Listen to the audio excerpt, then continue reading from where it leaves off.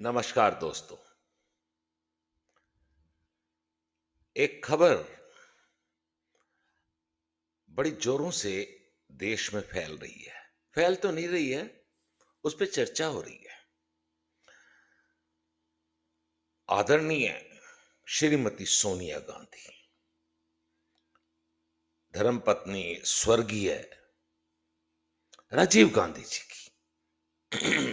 कुछ लोग कहते हैं कि यूपीए की प्रेसिडेंट। पहली बात तो मुझे समझ नहीं आई कि यूपीए नाम की चिड़िया तो कब की उड़ गई है। यूपीए नाम की कोई चीज नहीं है। कोई हाँ, INDI गठबंधन है, उसमें भी बड़ी कंट्रोवर्सी रही। खैर वो उसको छोड़िए। बात हम करते हैं कि उन्होंने एक लेटर लिखा बड़ा लंबा चौड़ा। सबसे पहले तो बात ये करता हूं कि अ, ये लेटर लिखा उन्होंने इंग्लिश के अखबार इंडियन एक्सप्रेस में। भारतवर्ष के 140 करोड़ लोगों में से कितने लोग, अगर हम देखें तो 0.01% कहते हैं कि कोई 2% के करीब लोग इंग्लिश का अखबार पढ़ते हैं, अंग्रेजी का। और उसमें इंडियन एक्सप्रेस कितने लोग मंगाते होंगे? मेरे ख्याल 0.1-0.2% होगा।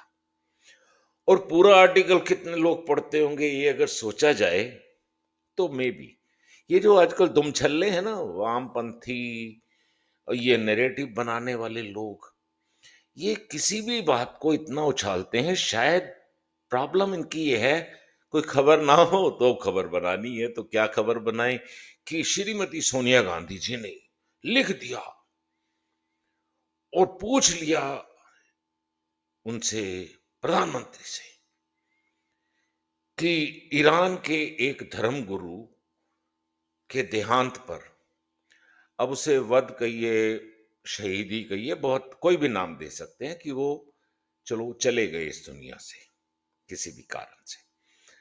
तो उनका यह है कि आप क्यों नहीं बोल रहे? अरे भाई, किसी का जब कोई सगा मरता है तो लोग विलाप करते हैं, रोते हैं। जिसका जितना संबंध होता है वो उतना रोता है। ठीक है, राजनीतिक परिप्रेक्ष्य में संवेदनाएं भेजी जाती हैं, वो जहां पे दिल मिले हों। अब बात यह है कि कांग्रेसियों का, खास करके सोनिया जी का, राहुल जी का, इनका दिल तो कहीं और मिला हुआ है। इनका दिल मिला हुआ है उन लोगों से जो पाकिस्तान नहीं गए। तो अब वो यहां पर हैं तो उनकी वोटें चाहिए। अब जब आप ये देखिए कि मुझे हैरानी होती है कि इतने कम लोग हैं पढ़ने वाले, वो भी इंडियन एक्सप्रेस का एक आर्टिकल कहीं लिख दिया, कुछ नहीं होने वाला।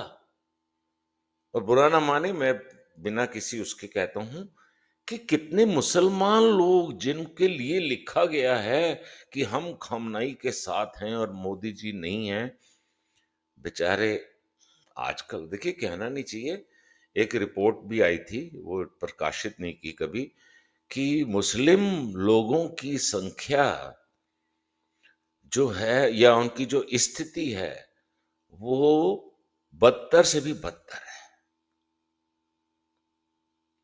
अब वो बेचारे, ठीक है, मैं ये भी मानता हूं कि वो शिया संप्रदाय के थे धर्मगुरु खामेनी साहब। तो उनको ठीक है, अफसोस हुआ, कुछ प्रदर्शन हो रहे हैं शांतिपूर्ण ढंग से, जरूरी है, करना भी चाहिए। जिसको अफसोस हुआ है उसके घर जाता है, हाथ जोड़ के थोड़ी देर बैठता है, फिर निकल आता है।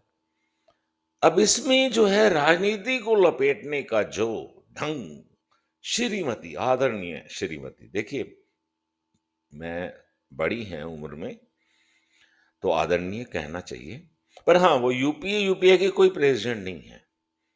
वो कांग्रेस की भी प्रेसिडेंट नहीं है अब तो, वो तो खड़गे साहब हैं।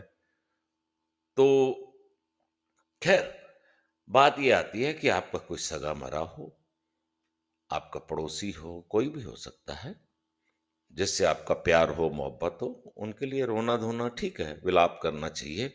लेकिन आप लोग विलाप क्यों कर रहे हैं? क्या इससे आपको मुसलमानों की वोटें मिल जाएँगी? मुझे नहीं लगता ऐसा। और कुछ लोगों में सुन रहा था कमेंट कि किसी ने कहा, मेरी कोई वर्डिंग नहीं है इसमें, किसी ने कहा, मैं सुन रहा था एक टीवी चैनल पे कि जिनके नाम से ये लेटर छपा उनको तो इतनी इंग्लिश आती ही नहीं है, किससे लिखवाया होगा? चलो लिखवाया होगा उससे तो कोई फ़र्क नहीं पड़ता, बड़े-बड़े नेता हैं देखिए, समय कहाँ है लिखने का और इतने काम हैं, सारी दुनिया को देखने का, ईरान युद्ध को देखने का। पर जो सबसे बड़ी बात है दोस्तों, वो ये है, अच्छा हाँ, बीच में याद आया, विलाप एक और हुआ था।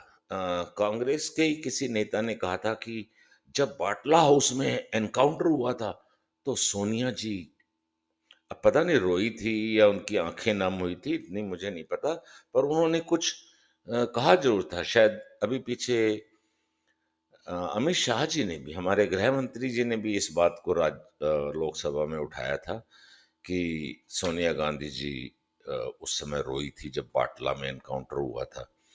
अरे भई, अपने लोगों के साथ रहो, हिंदुओं के साथ रहो, शायद आपको कुछ और वोटें मिल जाएँगी। बाकी इतना तो पक्का है इस तरह के कार्यक्रम करने से, ये 99 जो सीट मिली हैं कांग्रेस को, इसमें कमी आएगी, ज़रूर आएगी। ये मेरी बात थी। अगर आपको ये बात पसंद आई हो, तो हमारे चैनल को लाइक कर सकते हैं, सब्सक्राइब कर सकते हैं और आप सबका धन्यवाद, आपके समय के लिए धन्यवाद।